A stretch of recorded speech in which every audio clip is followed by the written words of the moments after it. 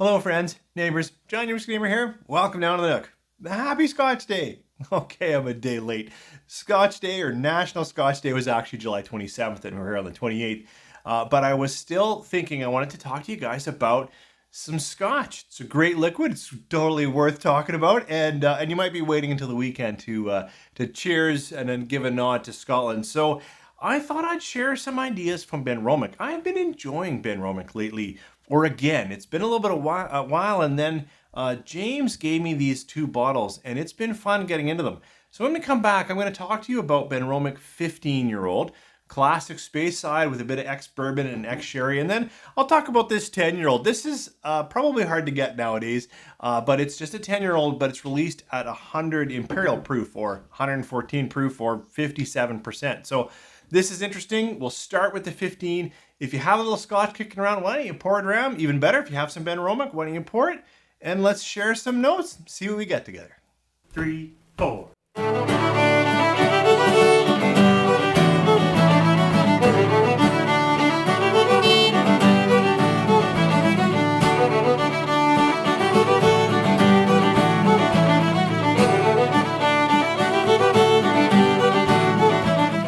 Well, thanks for coming back. As I said, it was National Scotch Day yesterday. I hope you had a little bit of scotch, and if you're waiting for the weekend, maybe this will give you some ideas on what to pour. Let's start with Benromach 15-year-old. Now, this is the 2019 bottling, so they've changed their look since then. It's now white and red or high-colored, contrasted label type stuff. I kind of like this older look, but whatever, I'm not in marketing. A little bit behind this one, it's ex-bourbon and ex-sherry. And there is a little bit of smoked or peated malt in here, even though it's from Speyside, known mostly for very unpeated or no peat whatsoever in their malt. Not high by any means, but just a little bit. And what else can I say about this? Oh, I'll say overall about Benromach, they're a pretty small house, actually. They don't have that many stills. And they have dunnage warehouses. That's when they're rolling those barrels, only stacking them a certain height in underground or earthen or bricked, like dunnage warehouses, which is really, really cool. Love to visit them and actually enjoy the aromas of being in that damp warehouse where the angels are taking a little bit of scotch out of the barrels. Anyways, I got a little bit poetic there. Let's talk Benromach 15. As I said, James gave these to me. James, thank you so much. I've even shared this with some friends, poured off some samples for them, so the sharing has continued. And I said this is an older 2019 bottling, but let's get into Benromach 15-year-old. It's bourbon and sherry. On the nose. On the nose, it's actually quite sweet. It's speaking into vanillas, but honeys, and then some sweeter, jammier fruits. There is already just a whiff of that smoke for me that I get in Benromach. A slight bit of spicing and souring as well. Like, I'm not sure what that souring is, but a little more cooked down fruit then on the second nosing. Let's give it a taste. Sancha, I think it's really nice in the palate. You're gonna get, I get a little bit of spicing, a little bit of peppering, slight cinnamon, older oak spice, a little bit musty oak. The fruits that were bright in the nose, like very sweet in the nose, get a little bit more lengthy, a little bit, add a bit of dark cocoa, add a bit of leather, tobacco, not a lot, like just a little splash. Better try another sip. I find Benromach 15, even the 10. The 10 is quite a good, if I had a dram, I would have maybe started and kind of run the lineup a little bit, but even the 10 has a nice balance of fruit and vanillas from bourbons and whatnot. It's an interesting dram. The 15 is definitely more mature. It's got more of that darker fruit. It's got more of that slightly older, like I said, slightly leathered, slightly musky oak going on.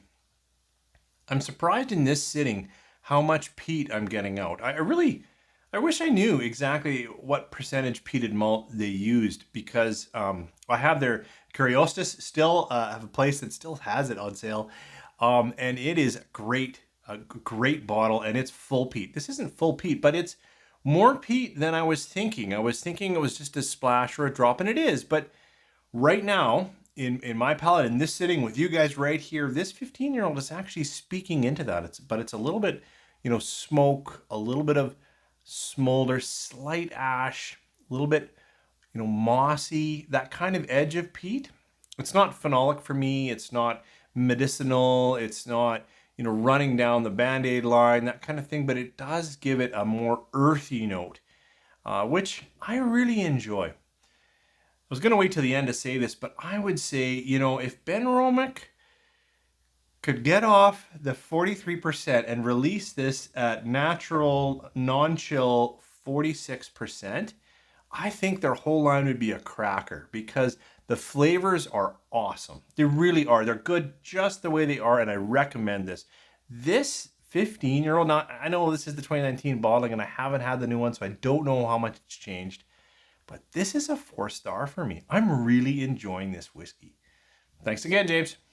So after I maybe gave it too high praise, but I'm feeling in a good mood. It's my birthday tomorrow, and it's National Scotch Day yesterday, so it's a good time to be a whiskey person. Let's talk about Benromach 10-year. Now this 10-year is their 100 proof. Again, 100 imperial proof. So it's like 114 proof or 57%. 10 years. I also believe it's ex-bourbon and ex-sherry. I couldn't find any more about that. And certainly at this percentage, they could have released it, natural color and non-chill filtered. And I'm not sure, I thought I looked for it and I didn't see it. I would love to know if this is unchill filtered. If you know that, please comment below. So let's talk this 10-year-old 57% single malt Scotch from Benromach. This speaks into honey. I just saw it on the back, beeswax. I wasn't going to say that, but now it's got a bit of a waxy note. It's got more ginger. It's got way less fruit. I read that it's a mix of sherry and ex-bourbon, but this speaks far more. Right now on the nose, I've got some Christmas spice jam berry going on. Whereas this is very much heading into that, yeah, wow, it's a strupel cookie. It's a Dutch waffle cookie with honey in it. Yep, very much. Just try it on the palate. Sláinte. Oh, I like that in the palate too. It is a little spicier, but that's also because it's got a lot more heat on it, from 43 to 57%.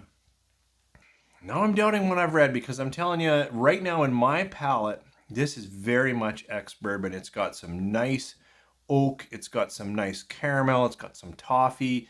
It's got more ginger spice, a little bit of orange peel. Better try another sip. Okay.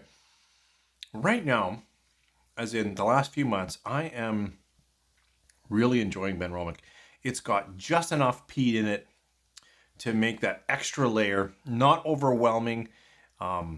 Love my Lafroigs and Arbigs, not mine. I love Lafroigs and Arbigs, but it's been a little heavy on the peat for me. Now this is the right, I don't know, but this, today they're speaking like a 20 parts per million, which is, like a Bowmore type territory. I thought they were more like 10 parts per million, but anyways, they're speaking good, chewy, tasty, smoldery, slight smoke, lots of fruit, lots of spice.